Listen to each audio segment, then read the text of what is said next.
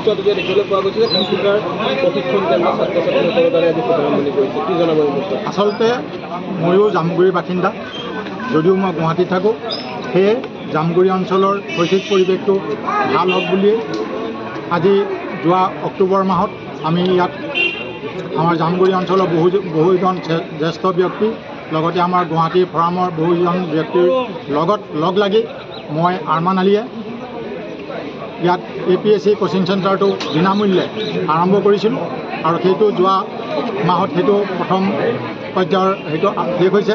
কাৰণ অহা 8 তাৰিখে আমাৰ APSC কোচিং আছে, মানে এক্সাম আছে।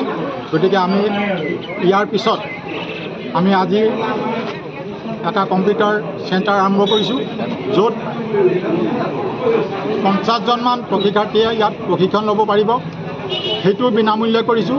এটাই চিন্তা যে ইয়াত আমাৰ শৈক্ষিক পৰিৱেশটো আমি গঢ়ি তুলিব লাগিব, আমি নতুন প্ৰজন্মক কেনেকৈ আমি আগবঢ়াই লৈ যাব পাৰোঁ তাৰে চিন্তা কৰি এই কামখিনি কৰি আছোঁ।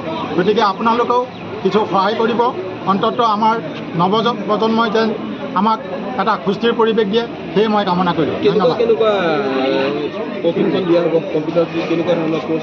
কম্পিউটাৰ এইটো ছমহীয়া কোৰ্চ হ'ব। গতিকে দিল্লীৰ এটা কোম্পানীৰ লগত আমি অলৰেডি যোগাযোগ কৰিছোঁ বা তেওঁলোকৰ পৰা এফিলিয়েশ্যন পাইছোঁ। গতিকে গোটেই কোৰ্চটো তেওঁলোকে আমাক দিব, চিলেবাছ দিব, তেওঁলোকে এক্সাম পাতিব, তেওঁলোকে চাৰ্টিফিকেট দিব। খালি আমি গোটেই কোচিং চেণ্টাৰটো আমি চলাই নিব লাগিব। ইয়াত যিখিনি খৰচ পাতি হ'ব সেইখিনি আমাৰ দায়িত্ব। ছাত্ৰ-ছাত্ৰীসকলৰ ফিজ হ'ব সেইখিনি?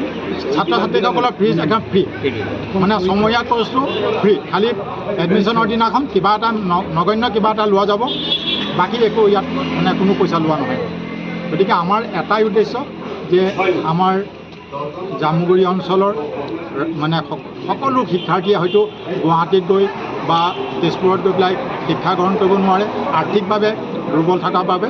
সেইকাৰণে আমি চিন্তা কৰিলোঁ যে আমি জামুগুৰিত অভিযাত্ৰী অনুষ্ঠানটো আপোনালোকেও জানে, গতিকে এই অভিযাত্ৰী অনুষ্ঠানৰ তেওঁলোকেও বহুত সহযোগিতা আগবঢ়াইছে আৰু তাৰ কাৰণে আমি আগবাঢ়িবলৈ চেষ্টা কৰিছোঁ। গতিকে ইয়াৰ পিছতো আমি অহা অক্টোবৰ মাহত আকৌ APSCৰ নতুনকৈ আমাৰ যিটো কোৰ্চ হ'ব সেইটো কোৰ্চটো আমি অক্টোবৰত আৰম্ভ কৰিম। গতিকে ছাৰ দুআষাৰমান কওক।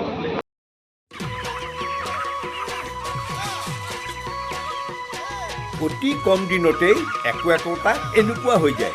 মই যে বিয়মৰ দানা খুৱাওঁ, আপোনালোকেও বিয়মৰ দানা খুৱাওক আৰু কম দিনতেই অধিক মুনাফা লাভ কৰক।